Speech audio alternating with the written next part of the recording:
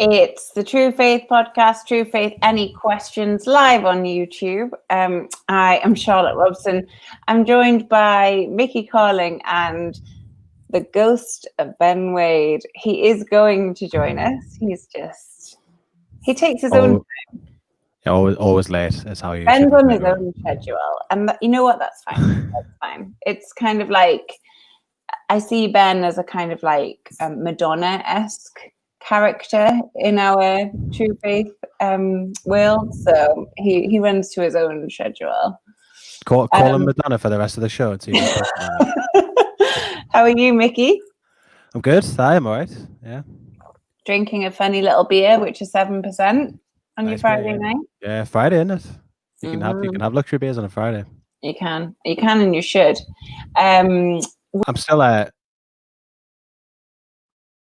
I'm still massively reeling from the £15 thing. Like, it's absolutely outrageous. I can't even get my head around it. You just disappeared there, Charlotte. I did, but I'm back. I'm back with a vengeance as well. I didn't know whether I should keep talking. What I love very much is that I came back in. Sorry, I clicked something and I left. What I love so much there. Hi, Ben. Ben's joined us. Is that Here he is. Madonna himself is here. Madonna himself. Hello. Hello. So this is a chaotic start, but why not? It's a chaotic time being a fan of Newcastle, so we will take it. Ben, you all right? Hang on. Okay. Ben's probably going to have some teething issues. I'm going to go straight in, Mickey, with you because Mark Simmons is live and watching, and he's asked, is it just me, or have we managed to smarten Bruce up in a sartorial sense? He's gone from the dinner lady look to smart shirt and V-neck combo since coming up here. Well, I suppose, and we try not to dwell too much on his predecessor, but his predecessor was a sharp dresser. Do you think he's smartened up, Mickey, since coming up here? Yeah, I do actually. I hadn't really thought too much about it, but now I've seen someone else say it. It's obvious he has. I think that's, it's not necessarily just down to like Bruce being at Newcastle. I think it happens as you kind of progress to bigger clubs. It's sort of more expected. Like, Tony Pulis got away with wearing a tracksuit for like 55 years of his life because he's managed Stoke the whole time. It's not the same when you manage Newcastle. Like we used to have people turning up to players turning up to games in fucking tuxes, man. You have to do your best up here. It's just how it works. And you do. Bruce's wife's obviously been like, "How am I, Steve? Fuck's sake! Can't wear that dirty top again for the match. Come on, put a suit on, man." Oh my god, do you think he wears something that he's like dropped his tomato ketchup all over in the morning? I just thought it was like tracksuits to suits, and now it's like you're wearing something you've been wearing for 7 days now. Please take it off. Madonna, what do you think? I mean, I think it's a bit of a stretch to say because two players wore tux one time that all of a sudden it's like that's the dog standard. But yeah, I completely agree. I can imagine Bruce being quite slovenly previously.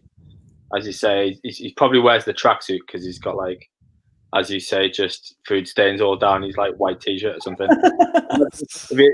I picture him like when he takes that shell suit off. It's probably like, did you ever see Onslow from Keeping Up Appearances? Yeah, the tank top. Yeah, just like food stains all down it. That's the image that I would paint for him. Funnily enough, that's the second Keeping Up Appearances reference I've had this week. We had Hyacinth Bucket before the other day. That is unbelievable. From who? What a time to be alive! It was in the WhatsApp, the True Faith WhatsApp group, man. To be alive. Oh, I don't. Yeah, I'm busy. I've been very busy. All right, let's rewind back to the question. So we have a patron. If you're not a patron, consider being a patron. It's about £7 a month for 4 to 5 extra podcasts per week. We do previews. We've got Keith Gillespie. We've got Andy Griffin. We've got us, we've got loads of people who contribute to making it a really interesting and fun suite of podcasts. So if you're not a patron, do consider becoming a patron. But we have questions from the ones that have already taken the plunge. So from John Paul Morrow, topical this week, Eddie Van Halen unfortunately left this mortal coil, age 65, from throat cancer. R.I.P. Eddie Van Halen, the king of rock. Best guitar solo ever, please. Favorite piece of music if you want a rock fan. I love that, because favorite piece of music suggests to me if you're not a rock fan, you only like classical music. Ben, any guitar solos that you can think of? I mean, if we're going classical, Grieg's Morning Symphony is a classic, literally. Big fan. Madonna. Big fan of Guns N' Roses. So Slash has got a couple. Oh yeah. I think the one that I don't know why, but when this question was asked, just I've, for some reason I've got "Loved in Elevator" by Aerosmith. By Aerosmith going through my head for some reason. I don't know why. So funny. Mickey, what about you? Sultans of Swing. Oh, okay, straight in there. Done. Because that's the right answer. I really like Heart. So there's some really great guitar. Can you do it on the air guitar and like how long? Are we there tonight or not? No. I had just had quite a lot of wine, but then I did an hour cycle, so some of it's come off me now. So I'm not ready to guitar solo this early in the podcast. But yeah, I think Magic Man or Barracuda by Heart have some really lovely guitar bits in. If any of the patrons watching live want to send wine offerings to Charlotte, she may review that decision later on. I don't know how they get it to you.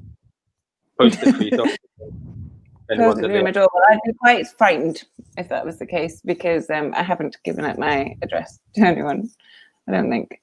All right, next question. Let's move on. Let's continue.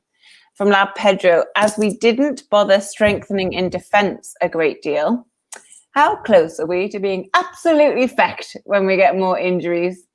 Ben, what I particularly like about this question is not if we get more injuries, but when. Ben, what do you think? Do you think we have enough depth in defence to weather some injuries or not? Because you just shook your head some. Yeah, the reason is because he's not completely blind, I think, so you can see clearly the fact that Emil Kraft is already starting to become a key member of this back four, is plain for all to see. I mean, I think when you get to a point where Isaac Hayden had to come in and play as a utility centre back, you've got to be getting pretty close to Fecht, to Lab Pedro's term. So yeah, it's probably literally one more injury. I honestly don't know. Even so, if we did end up with Hayden back there, I don't know where he goes to after that. I mean, we've seen some pretty bizarre, like Gouffran played at left back over the years. Sissoko's even played there. So yeah, I don't know who would be this generation's version of one of those. So then, do you think? Sorry, I put in. But then, do you think that because obviously we loaned out Lejeune, do you think that was a really big oversight? Oh, massively.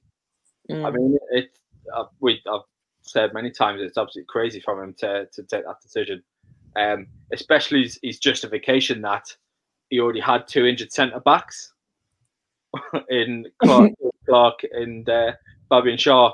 Yeah, those two are still where he's still really injured. So I've decided to let Flo go. Well, right, that makes sense, Steve. Yeah, I see what you're trying to do there, actually.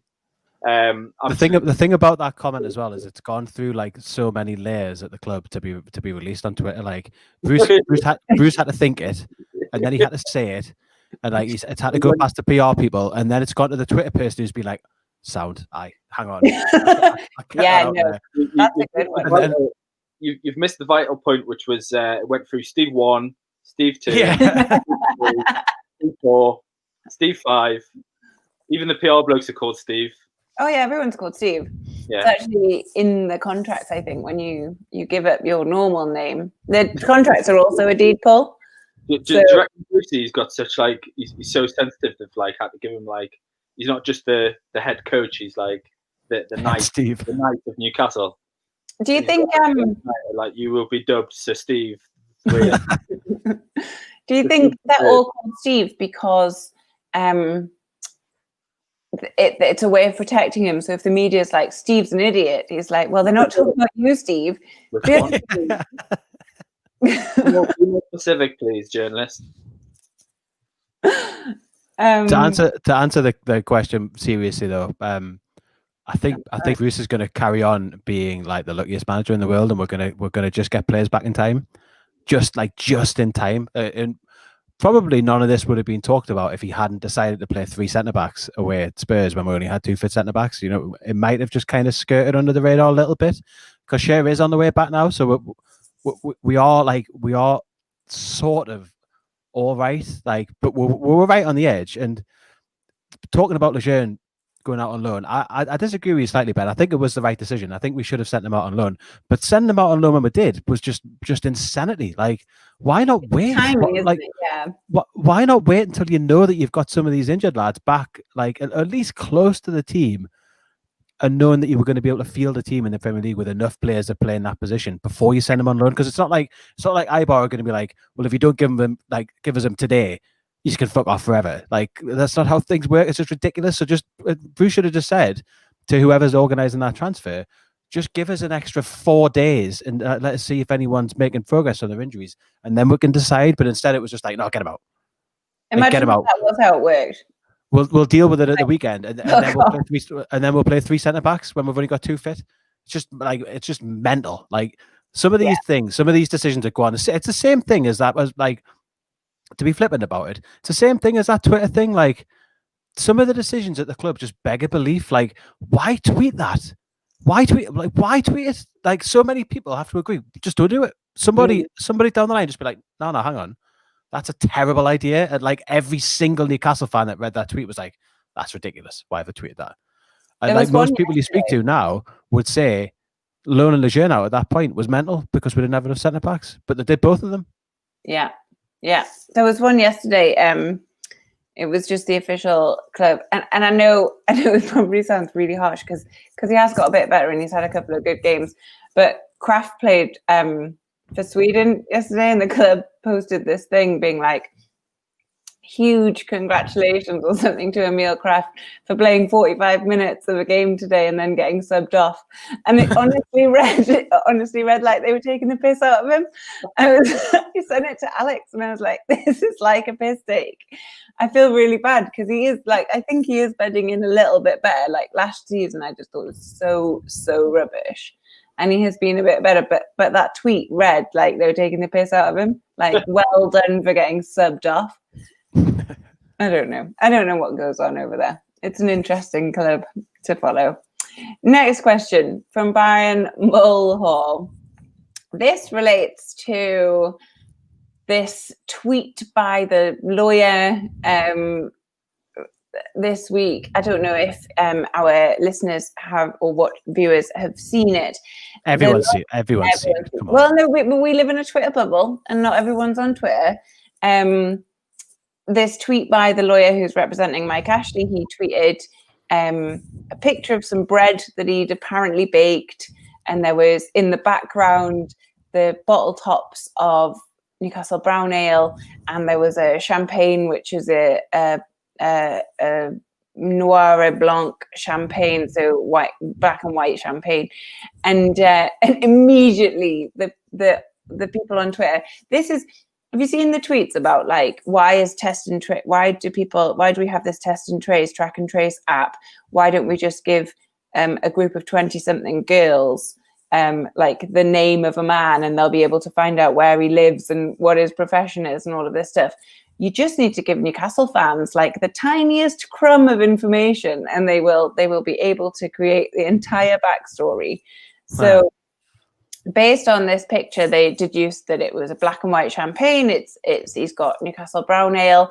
The bread was cut, so there were 2 slices, and then the rest of the bread. So that's 10%, 10%, and 80%, just as they were supposed to divvy up the club had the takeover gone through.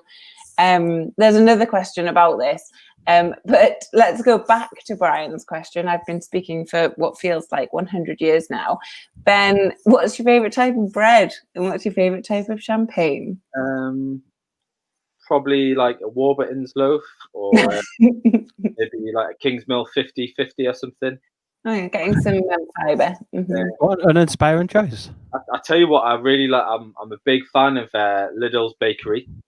There are other bakeries available out there. This isn't the BBC. You're okay. We're not Radio 1, Ben. I wouldn't bother with them, though, is my point. Because Lidl's kicks them out of their curb. It's unbelievable, and they do a couple of unbelievable brown bloomers that are the best bread I've ever tasted. And also, if you're into it, they do these pretzels as well. Like a bready What dough. is this? Unbelievable. So check them out. I really didn't expect this. Sourced by True Faith. And champagne? I don't drink champagne, so Okay. just anything really. Mickey, any bread? I'm the same about champagne. Like, I'll have it at special occasions and pretend that I like it and pretend that I know what I'm talking about, but I don't, because I never drink it. Bread, it depends. It depends on the format, doesn't it? But I'm really partial to a tiger bun. Oh, tiger bread's the best. That salty Tiger bread is the best, isn't it? You kind of like we should say Stotties really, because we're from the Northeast. But I do really like tiger bread. The glaze especially is pretty special. It's good. I'd love to know how to do it. I would really love to know how to do it. I think it's just salty water. Yeah, probably. Interestingly enough, well, this may not be interesting to anyone, but we've got a. You made it sound like that was just such an unattainable thing. I'd love to know how they do it. I'll just Google it. Well, I know, but like, I'm not going to make it. So like, no point now. I would love to know how to do it, but not really. It's one of those. What were you going to say? We have a new WhatsApp on our WhatsApp group on our street, like a street WhatsApp group, which is, it is what it is. But I only because of that group learned that you had to like have a sourdough starter, and someone was trying to give them out to the rest of the street. Didn't know that. I made sourdough. I fully leaned into like every lockdown meme possible, and I made sourdough. So I had a sourdough starter. You've got to feed it every day. I think that's hanging me like for bread. Yeah. It's sourdough starter. Hang on. Explain this. Sorry, I don't know this. Sourdough starter. So you make like flour, and this is not football. This is not football. You make like flour. It's flour and water, and you like feed it. It starts to make like enzymes and bacteria and stuff, and that's how you do it. You feed it. We feed bread. You feed the starter. It's like look. We'll talk about this offline. Let's talk football. Adam Beckett, who is running for the trust board, I believe. Hi, Adam. Keen to get your views on the main thing that's made the difference this season so far. Obviously, it's really early in the season. Is it Callum Wilson, ASM? Is it Bruce having had a full pre-season? Because obviously he didn't really get that last season. Is it just the kind fixtures? It could be a mixture of them. Mickey, what do you think? Well, it's definitely not Bruce having a full pre-season. I presume Adam's put that in there just to like. I don't know why he's put that in there. But I don't think you really believe. I don't think you really believe it, Adam, because it's definitely not. I mean, he hasn't either, has he? Like, he hasn't had a full pre-season because it wasn't a full pre-season. It was a really short one. But it's not that. I think it's a combination of the first two. Wilson being a proper striker that we can pass the ball to up front and score is so crucial, and something that we haven't had for years, disappointingly. And Tim Max has been class, but you would probably say that Wilson's been better than Tim Max this season because he's been more consistent. There was that one game where Max was really poor and Wilson Wilson hasn't had that yet. So. I think with ASM, like he might have these poor moments, but I think it's because I think he gets tired and he carries the whole game and he gets like 2-foot attacks on him like every single game that he plays. Do you not think? Yeah, it is. I like obviously I'd love to be St. Max, but I'd also hate to be him because like going out when you're playing against teams like Burnley, you just know you're going to get absolutely mullered. Like that's their game plan. As long as you're on the pitch. It was like West Ham as well. It was like West Ham as well. Like the game plan was to stop ASM, like however you can, and it's just must be exhausting. Ben, what do you think? Do you think Callum Wilson's made the difference? Do you think it's luck? What do you think? Yeah, I mean it's got to be Wilson because he is the new entity into the team, isn't he? We've actually got a goal scorer in it. It's started to then make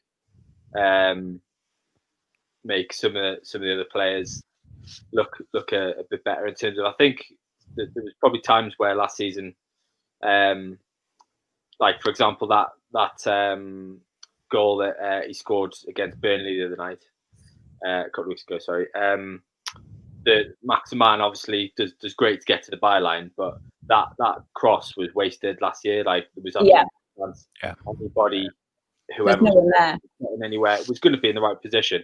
And to be honest, probably Maximan, I can't really remember too many chances where he was getting to the byline and making crosses like that last year because he just knew there wasn't going to be anybody there to do it. So I think Wilson's made a massive impact just in that he gives us a focal point and he's generally going to be in good positions to be picking up on the opportunities that come from the sort of chance that the guys are going to create. I think it'll be interesting when Fraser's fully fit and starts getting there running the team. We've seen a little bit of him, and I think he's again could bring a lot to the team in terms of his dribbling and his final sort of distribution, I guess.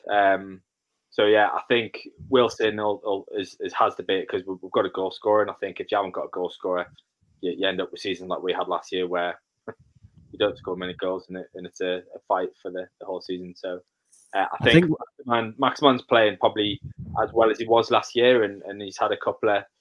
I mean, his game against Brighton obviously was pretty average.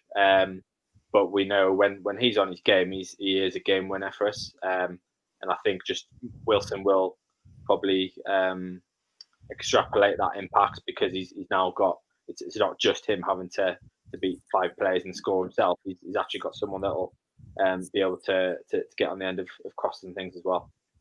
To answer the question, and I think Wilson's our best player, but Wilson is our most important player, but St. Max is our best player. I think it will be interesting when we get the sort of tougher fixtures, how that all kind of plays out. So I suppose there is an element of the kind of fixtures I mean, although you'd think Brighton would be a kind fixture and it was just a shit show. So maybe I'm wrong. Luke Nicholson, no one's behind me. Stop doing that to me. He always does this. He comments, who's that looking around the corner? The first time we did this, I had a window behind me and he was like, there's somebody looking through your window. And I was genuinely very frightened. It was Joe Linton that night, wasn't it? Yeah, it was Joe Linton, that's right. Over your left shoulder, when you said that, I genuinely thought that it looks like there is like... Stop! Look behind you to the left, there's something there. No, the other way. Your left. My left? Yeah. There's a wall. No, but there's like some... It does look like there's something there. Stop it, Ben. No more of that. A moment of silence. A moment of silence. Caleb Marshall would like a moment of silence for Rolando Arons, a talented youngster damned by his Swiss cheese tendons. It's not silence, but okay. All right. Let's move on. Okay. Where are we going? Paul Hopper. Are we seeing more injuries under Bruce due to old school training methods? Yes. Yes, I think so. And then there was a question I think that Adam and I did on our last live YouTube about the because the physios had been laid off and there's an investigation and all sorts of, we still don't know what the hell's going on there, but there's something going on and it's not conditioning. But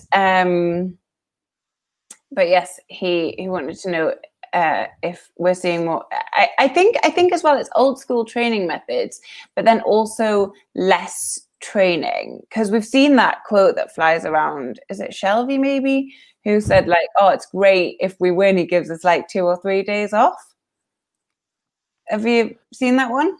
I have seen that. I don't think it's the lack of training that's causing injuries. It's just bad training, isn't it? Bad conditioning, and that comes from the manager, but also his staff.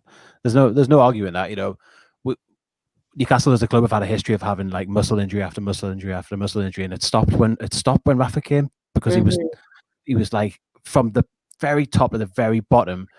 It was all like methodical and well thought out, and it literally stopped the problem dead, and we didn't have those injuries for 3.5 years. And then someone else, I know it could have been anyone else that wasn't as capable of what Rafa did as Rafa, come in and immediately we start getting those muscle injuries, and here we are like a year later, and we've had, I wouldn't even want to know the stats. I don't want to know the stats, but I bet it's like 20 plus muscle injuries since Bruce started. Yeah, I bet it is. Yeah, it's a lot, and there's something going on there, and it's also, I mean, you can track back through where the teams Bruce has managed, and he's had the same thing follow him across it. These sorts of soft tissue injuries, muscle injuries like that. Yeah. You'll get the same. You would get the same if you look back through the clubs that Pardew managed, and like, well, I was going to say John Carver, but he didn't manage anyone else because no one else is mental enough to appoint him as manager. You would see the same pattern, because it's just how it is. Like the style of play and training, the methods of training, the methods of recuperation are wrong. I mean, look at Shea come back in the team straight away. Like, I know, like, needs must, because you haven't got the centre halves, but that's their fault anyway that they didn't have enough centre halves. Well, if you look back to last Christmas, Lejeune coming back from a really bad knee injury, playing like 4 games full Christmas fixture, like those 4 games, that's crazy to me. Like all of those games as well, not coming on in the last 20 minutes. It's mental. King Cooper says Danny Rose said that you get days off. I remember that now. Sorry. Yeah. It was not John Joe Shelby. All right. Let's have a look. If Ashley Baines Bruce, who comes in? Not who do you want, but who would take the job with no takeover in sight? It's a big question. It's a big question, because I mean, who the hell would? Apparently Steve Bruce was not even in the top 10 of who they wanted. You know what it is? I think actually it would be a rosier picture than the last time we had to make a managerial appointment, because it's not, you don't have that, the managers wouldn't have that fear of having to follow Rafa, who was loved by the fans, like adored by the fans, who would instill his own style of football, all this stuff. That's quite an intimidating thing to take on, as well as managing a club the size of Newcastle United. That doesn't exist now, and like I don't want to just use this as a stick to beat Bruce with, but like as a follow-up to Steve Bruce, if you're confident in your ability as a manager, you're gonna be reasonably confident that you can do all right, at least match it, and hopefully do quite a lot better. Following Rafa Benitez is a tough task for all but 3 or 4 managers in the world. So I think we'll probably would be looking at getting someone half decent, believe it or not. And you know, this window has been better than any. So we're not like, I'm not going to say Joe Kinnear, which is what I thought last time we had to appoint a manager, because I couldn't think of anyone that would in their right mind take the job. I don't think it'll be quite that bad. I think it'll be someone not disgusting. Well, Luke Nicholson watching says Nigel Pearson. That would be terrible. Eddie Howe. I'd have Eddie Howe. Definitely. Eddie Howe wouldn't be that bad. I wouldn't mind Eddie Howe. I think it was a shame at Bournemouth, but and Adam says we'd end up with Pardew again. Still on the contract, isn't he? Or only just out? No, it's just finished. It's finished this summer. He still owes Ashley money. That's what it is. So. It's not quite. Is Joe still alive? Because if he is, it would be him guaranteed. Joe Kinnear? Yeah. Yeah, I think we'd know if he died. Isn't it funny that Joe Kinnear hasn't had another job? Is it? Yeah, weird that, isn't it? It's such a good job as well. I think it's still alive. Yeah, he's 73. But just obviously had some quite serious health problems as well, and it is one of those things I've literally never heard like anything like. Generally in football, like somebody will have known and would be like, "Oh yeah, like they get him on for some like radio show or something like that." Literally never heard a peep about Joe Kinnear since he left. So He peaked. he hasn't peeped. No, that was his peak. Um, Right. Well, it's definitely was his peak. Like he got a job at Newcastle United twice. Okay, so Jonathan Young says, in my opinion, now is the time to sack Steve Bruce. Bracket strengthen from a relatively strong position, if you will. I believe that a young, up-and-coming manager, here's the next bit, that's not the end, like Borussia and Gladbach's Marco Rose, 2 Champions League finishes in the Bundesliga with an unfancy team, would vastly lift the glass ceiling on this team. What do you think about that? So we talked a little bit just now about who might come in. We didn't really think internationally or look to other leagues in Europe. What do you think about that? Do you know much about him, Ben? Would you have him? Do you think he would have us? I mean, I don't. I mean, he's doing a great job with Gladbach. I do follow a bit of the German football, so I mean, he's got some really good players there. He's got Thuram's son, who's banging goals in for fun over there, and a French guy called Andrea. I think it's called Andrea Clear, who's quite a good player. But I think, I mean, undoubtedly be a massive improvement, but I don't think necessarily that he'd be looking at Newcastle as the club to forge his career in England with. It's probably if he carries on doing what he's doing in Europe, there's probably better jobs, or in terms of the employers that he'd be working for would be coming in for him. I agree. I think it would be great if they went for a young and up and coming manager. We talked about that. I mean, you've obviously seen. I think there is an element of risk about it. I mean, you look at obviously Graham Potter at Brighton was someone we were talking about recently on a podcast when we played Brighton, and you look at the job he's doing. They are building towards something, and you can see they're going in the right trajectory. But you look at the fact that even with as well as he's done, they were still in a big relegation battle last year, and they could have easily got relegated under him. So it is a bit of a gamble. I don't really see Ashley looking for someone with potential. I think he's literally looking for cheap and available, and somebody that's not really going to come in and try and challenge him in terms of for finances and resources and stuff. So I'd love the club to go in that direction, but I just don't see it while Mike Ashley's at the club. What about you, Mick? I completely agree with Ben. It's it's never going to happen. It's not Ashley's style. He's gonna pick someone. Well, I was going to say safe, like someone safe that's going to keep us in the league, but then he's appointed fucking Carver and Bruce, so McLaren. Yeah, safe isn't the word. It's just cheap, like, probably English. Cheap, yeah, but like, you know, apart from Carver, like the rest of the ones that we hate for being shit managers, they've all come with experience. They haven't been like that. None of them have been young. None of them have been untested. None of them have been progressive at all. Like the total opposite. So I can't. I mean, I have to admit, I don't know anything about Mönchengladbach's manager. Not a sausage. That's why I went to Ben.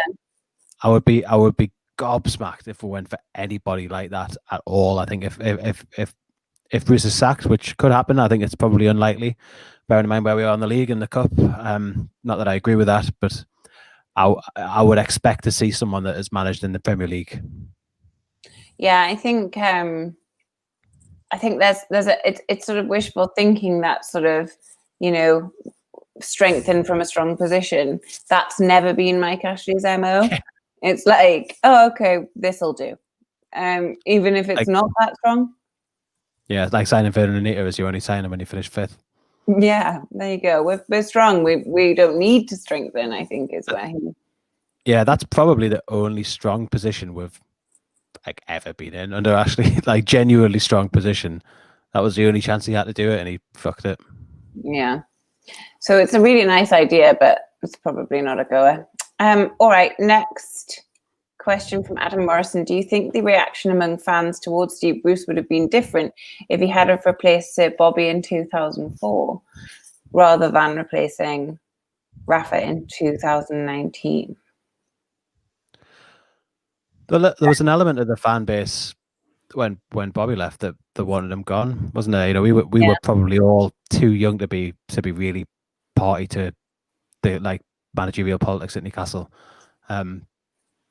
So I think he probably would have been given more leeway when he first started, and also you would have been appointed by a chairman that didn't like absolutely hate. You know, everything that Ashley does is questioned by every single person that follows Newcastle United now, and it's seen through this lens. And it's a true lens, by the way, but it's seen through this lens of like, you know, he's making a terrible decision because he always does.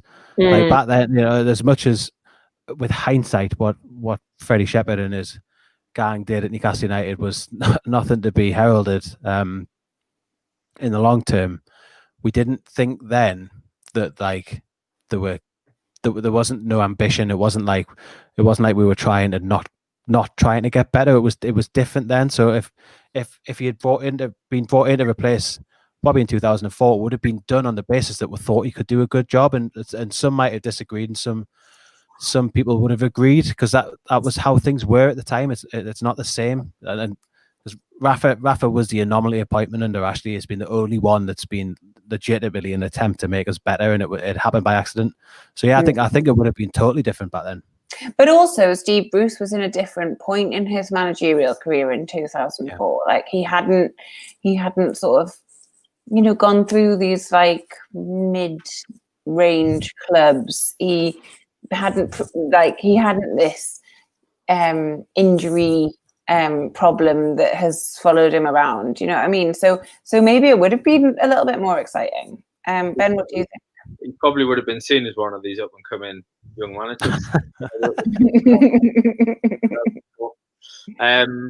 Yeah, I mean, I think I was just looking there. He would have been at Birmingham where he did a decent job at that point, and as you say, he wouldn't have had the nightmares at Villa and Sunderland and all that sort of the baggage that comes with all of that, and the reputation damage that he suffered as a result of that. So, and I think fans probably would have probably given him more of a chance. Yeah, I think it would have been more open to him. Having said that, at the same time, I think we were a bigger club at that point, and I think fans would have expected a bigger name. Yeah. At that point as well. So I think that we're in a position now where our expectations are pretty much rock bottom. So we'd probably take anyone at this stage anyway. Whereas back then, I think, well, just anyone really. But yeah, I think it would have been interesting. I think it probably would have been a split section where some would have been willing to give him a chance. Some would have said, who is he? How's he getting this opportunity at this stage of his career without really doing anything? But yeah, so that's my answer. Okay, good answer. Thanks for your answer. He also hadn't managed the Mackems by then, so he didn't have that like tarnish on his copybook. That's true. Maybe it would have been a better time. It'd be interesting to know how many people that actually bothers, because we've obviously got a lot of players that are excellent players as well that nobody gives any stick to about that. You know what I mean? So yeah, but that's not the point. The point is he always he never was a total knob while he was a Sunderland manager and the stuff he said. So there is all of that. Yeah, he went on record saying he was never a big Newcastle fan. He liked all of this stuff, and then it was like all of a sudden there's dream. Like those are the things I have a gripe with. I don't have a gripe with a professional manager going to another professional football club. That's fine. Just be honest about it. I do. Yeah, I don't like it. I'm trying to be reasonable. I don't like it, but like, you know, don't say all that stuff and then be like, I didn't say that. That's rubbish. He's tainted with two big ones as well, isn't he, Mickey? The Mackems and Vile. Yeah, the two worst. Two ones you really hate. Okay, moving on. All he needs to do is manage Everton, and he's got like the golden triangle of absolute horror clubs. The Trinity, the unholy Trinity. Yeah. Anthony Edmonds Fahy, he's got a few questions for you guys. One, is Bruce a soft touch with the players, giving them new contracts and letting them play with no tactical discipline, especially Shelby? Yes, Yeah.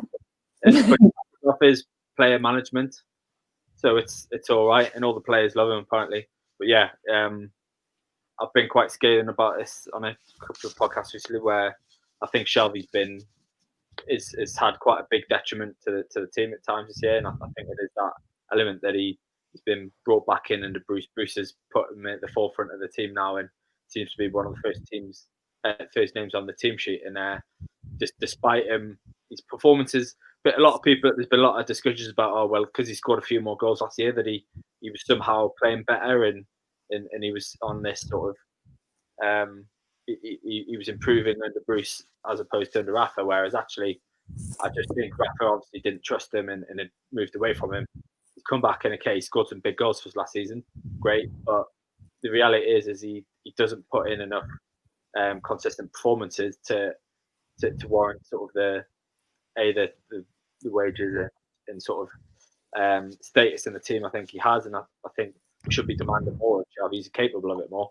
But I do think Bruce, he gets away with it with Bruce, because I think he sees him as probably one of the key players in the dressing room, and if he butters him up and keeps him right, then he probably brings a lot more favour from the players towards Bruce. Yeah, I think Rafa didn't use Shelby because he's so inconsistent, and that's what we see. I mean, we've only had a few games this season, and you can already see that. Like, there's just this inconsistency. There's this kind of, to me, petulance from Shelby. Like, if he's not getting his way, or if he's not, like, I don't know, he can just kind of like throw his toys out the pram to me. So just goes and fouls someone, doesn't he? Like, just goes and gets the yellow card for no reason.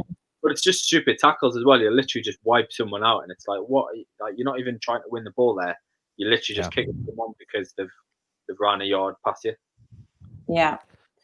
You know, there's an element of, like, you know, every player that plays for Bruce says that he's a good man manager, and there is an element of positivity about that. But like, it depends what the outcome is, doesn't it? And like, footballers shouldn't be talking in the press about getting extra days off when they win a game. Like, that's not right. It's a job. Like, they should be good at work. The manager shouldn't be like giving them 2 days off when they win a game at home. Like, it's just nuts. I agree. It's mental, isn't it? I think it is important to have the. Sorry, Ben, I interrupted you. No, I'm just saying, it's like, why are the players coming out like publicly saying that as well? As if it's some sort of like thing that the fans are going to be buzzing about. It's mental. Yeah. Yeah, you're getting paid £17,000 to have an extra day off. Like, then Bruce, some people don't earn that much in a year. 3 cheers for Steve Bruce for giving them that day off. Exactly. Yeah. So Kyle McLean is watching. Thoughts on, or actually, maybe with an Irish accent, thoughts on the tune be playing a back five like against Spurs, against better opposition in the league this year. Lewis and Manquillo ideal for this formation. Mickey, what do you think? I love talking about the back five because it's mental. It only works and it's only necessary against Liverpool and Man City. They're the only 2 teams that it's justified against, and playing it this year against Spurs, especially when we only had 2 fit centre backs at the club, is absolutely nuts. And playing a back five is playing a back five, but it's so different depending on how it's set up. And every time we've used it under Bruce, but particularly this time against Spurs, it was so negative. It was a flat back five with a flat, basically back 4 in front of it, and then 1 striker on his own. Like that. That is not what it's not what it's supposed to be. Like, using effective wing backs, and the question says that Lewis and Manquillo, definitely Lewis, I think, is ideal for that formation if it's used effectively. Manquillo still has that to prove, but he's had a good season so far. We're playing an effective back five where you've got 2 properly marauding wing backs that are getting up and providing an attacking threat is useful and could work, but that's not what we're ever going to get under Steve Bruce. It's going to be a back five with 5 defenders like behind the ball, and it just leaves not enough players up the pitch, and it just will never ever work. Oh, it sounded like you were going to keep speaking there, but then you just stopped. I could talk all night about the back five because I can't stand it. Ben, can you stand it, or do you feel the same? No, I mean, Mickey said you can justify it against the top 2. And even then, the way Bruce deploys it, you can't justify it, because we look No. less safe with 5 at the back. And I completely agree with Mickey's comments there in terms of that we've gone from, and the whole point, the whole justification that Bruce plays 5 at the back is because he thinks in his head all the players are comfortable playing that position, and the obviously the previous manager did have a good defensive record with that 5 at the back, and we generally were a tough team to play. But under him, we don't have that discipline, we don't have that same setup, so it completely undoes the what the intention is to be more solid at the back. Actually, we still concede as many chances as we did before, probably not more. I mean, that Spurs game, and I mean, I know Spurs were in good form in that first half, but they literally were just walking through us, and it's embarrassing to think that was meant to be us looking more stable at the back with an extra man there, albeit at the midfielder, but it just did not work. And Bruce is the stupid thing about him is he keeps coming out saying it's not his formation, it's not anything to do with him. Almost, he's kind of trying to shift the blame that it's not his fault. All these players know how to play it. We were talking about the other week in the WhatsApp group saying, well, the ridiculous thing about that is he keeps going on about the previous manager and these players being used to playing that, but he's brought most of these players in. So yeah. So the crazy thing is how they learned to play this style of football, Steve, when they were at that period, and you don't apparently tell them to play that way. He's brought these players in, and then he's also had more than a season now. Exactly. It's just a crap excuse. And I think, as I say, that the fact that he has commented every time about hating the formation, the fact that he still goes back to it is crazy. Like, yeah. I just don't get it. And as I say, it's deployed so badly, and we look so poor when we're playing that formation. It just doesn't work. I don't know why he keeps going to it. In terms of the question, I think Lewis and Manquillo should suit that formation. So I could understand them maybe looking at that to utilise the fullbacks like obviously Liverpool and Man City do, where they rely a lot on their wing backs to support with the attack. But the reality is we haven't got the rest of the team around them to play that type of football where you're relying so much on the fullbacks to cover in, and when you play that, you need midfielders that are athletic and can cover back, and John Joe Shelby does not lend himself to that type of football. So I just think potentially the two wing backs could be utilised in a formation like that, but I think we'd have to change a few other players in the team and completely change the way we play as a team, which Bruce doesn't appear to be capable of doing from the performances that we've seen when we've got to fight at the back. So I just think it's crazy that he even does it now, because he's proven that it doesn't work, and we've been torn to shreds every time we've done it.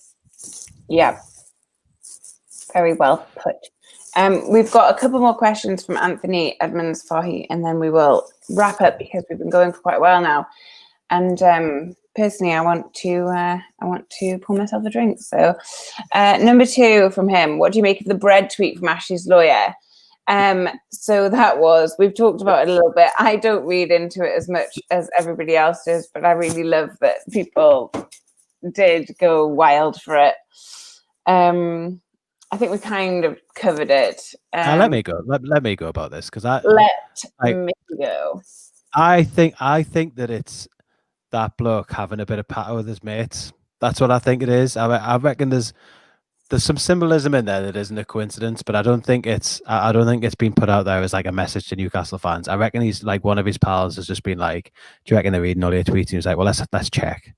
Like, or put some brown ale in the background. Yeah, they've sat and had some patter about it and be like, what else can we get in there? Like, oh, cut the bread, man, cut the bread, cut 2 slices off the bread, and it'll be like 80, 10, 10.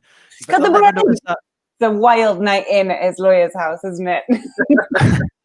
And then it only takes one person to notice it and like put it on Twitter and use the hashtag NUFC takeover, and then instantly like there's 100 replies, and it fully worked. Like someone has, I reckon that's what it was, and someone picked up on it like straight away, and I reckon that will have come as a surprise, because I bet they thought they were being quite subtle, and it was like straight in, no chances. I can't remember who it was. I think NUFC Gallagher, possibly the Twitter accounts. It was like, there's no chances of a coincidence, and then like my whole feed for the next couple of hours was just like people commenting about bread, and like now you've got like one of my favorite bits of Twitter crack ever. That today there was like one of those how did it start and how is it now things, and there was a picture of Ashley at the start and then just a picture of bread. It's class. I like that meme. Okay, number 3 from Anthony. We're powering through, but this one, angry. What do you make of the new pay-per-view games? So this is the news today that the Premier League will continue to show October's fixtures on Sky and BT Sport, but after that, the games that are not selected for those channels will be available on a pay-per-view basis at $14.95 per game. Nikki? I think it's appalling. It's just appalling, isn't it? This, we could talk about this for hours. It's an absolute disgrace for so many reasons. Number one, Newcastle United fans, season ticket holders have paid 6 payments. Was it March, April, May, June, July, August? 7. Yeah. 7 payments. 8 payments maybe towards next season. This season, that we're not going to be able to go. They're not going to be able to go to. So we've already spent hundreds of pounds. Then they're going to charge people £15 during lockdown when hundreds of thousands of people around the country have lost their jobs. Yeah, nobody has anything positive to do. Like, we're just going back into another lockdown where everyone's going to be dead miserable, and it's going to be worse because it's winter and it's cold and it's shit and it's dark early. And the escape that everyone's got is watching the football, and they've made it unattainable for most people because £15 is a lot of money. And I saw a tweet which was like, in the northeast, there's this like extra lockdown. People are not supposed to go to other people's houses. I'm in London at the moment and I can still go to a friend's house if I want to, but you're not allowed to in Newcastle. And somebody tweeted that actually this is going to make people mix households because people aren't going to pay £15 per household. Like, that's a lot of money, and for every game, and it's true. It's just like, this is sort of encouraging defiance of the sort of current rules. Ben, did you want to add anything to that before we move on? No, I think we've covered it. It's just an absolute. They've completely missed the ball. I was just, do you know what? As well, I'm gutted because I was starting to enjoy these late kickoffs on Friday and Saturday. And obviously going to be kibosh now. All the games played back at 3 o'clock. Yeah, it's crap. What a terrible decision. I mean, hang on, Ben. They're not putting them on at 3 o'clock. They're still staggering them. No, the games changed to. No. What I mean is, all the games now are going to 3 o'clock kickoffs. I think they're not, man. They're not. They're not. All Man U games 8 o'clock on Saturday night. No. So if it's not one of the televised games, so if it's not one of the free ones, but we're not. We're not. Ours is on pay-per-view, man, and it's 8 o'clock on Saturday night. I think, but all the other games as well. Okay, ours might not be. Are at 3 o'clock. He's doubling down. Okay, last question. Do you like the fact that I'm going all in? There's definitely back games at 3 o'clock. I've seen it. Do you like the fact that the league has to go cap in hand to the government to get fans into the ground when they chose to ignore MPs when they were being asked for information on the takeover? No, I don't, because virtually everything else in the country is being deemed as safe in some way, as long as it's COVID secure. But football fans going into a stadium is like virtually the one thing that's not allowed en masse. Like, there is no reason for it. Like the Premier, I don't have much affection for the Premier League as an institution for many reasons, and not just because of what's gone over the last 12 months in Newcastle, but it's a bigger problem than that, man. Football fans have been vilified for so many reasons for so many years, and that's not something we should ever be happy about. And it's just carrying on in a different form now. If you can hear weird noises, that's the foxes in my garden screaming at each other. I apologize. I agree. I think it's not something to sort of. I don't know. That's really loud, by the way. Yeah, I know. This is, my bedroom is at the back. I'm so sorry. My bedroom's at the back, and I hear this all night, every night. I do apologize. This is like pay-per-view after the fight. It's true, Faith After Dark. Fox and the Hound or something. Ryan Brown's watching, and he says boycott the fucking pay-per-view games. Well, I mean, You know, if you go on Twitter saying, you know, this is like the whole issue was piracy. Well, it's driving us to piracy. Like, you know, and that, you know, I can't see why people would think that. Yeah, I think that's probably us. We've done 55 minutes, which I didn't expect us to get through. But Ben, is there anything else you wanted to sign off with, or shall I round us off here? Well, let's get cracking with this Fox on Fox action, please. I'm so sorry. It's so bad. There's about 4 that come into my garden, and like, yeah, it's a nightmare. Nicholson's just written what the fuck. Did you put little like tables and chairs outside for them to use? Yeah, I do. I've just got a really nice socially distant situation outside for them to all. There's patio heaters. It's great. No, thing, you know, this could be a real moneymaker. If anyone's watching, would you sign up to watch some fox fighting in the back of Charlotte's garden? Yeah, it could be like a adjacent to, not fox fighting. No, I'm not having that. The foxes are fighting each other. In my head, I had it as like a quite a well set out socially distanced debate between the foxes, and they're just like shouting at each other across the table. I actually YouTubed fox noises because I wasn't sure if they were angry or upset or like mating, and these are apparently playing noises, so they're playing with each other. So that's cool new information for you on this football podcast. It's hilarious to think about how much time you must have spent listening to like fox noises over and over and over again to be able to decipher that they're play noises. I was going to say there'll be like a few years down the line you'll be having to like, sorry, I'm just going to have to play my fox noises to get to sleep. Like instead of like rainforest noises, just like. All right, okay, it's descending into madness. So we're finishing. Thank you so much for watching. If you're still with us, thank you so much for watching. If you're watching later on, thank you so much for listening. If you are just listening to our audio, we're very grateful. You can do that by joining Patreon. We are at TFNUFC on Twitter. Please do engage with us. We love it. And thank you again. We've got descended. I feel a bit mad now with the Fox madness. So I'm going to end it. Thanks from me, Mickey, and Ben. We'll be back again soon.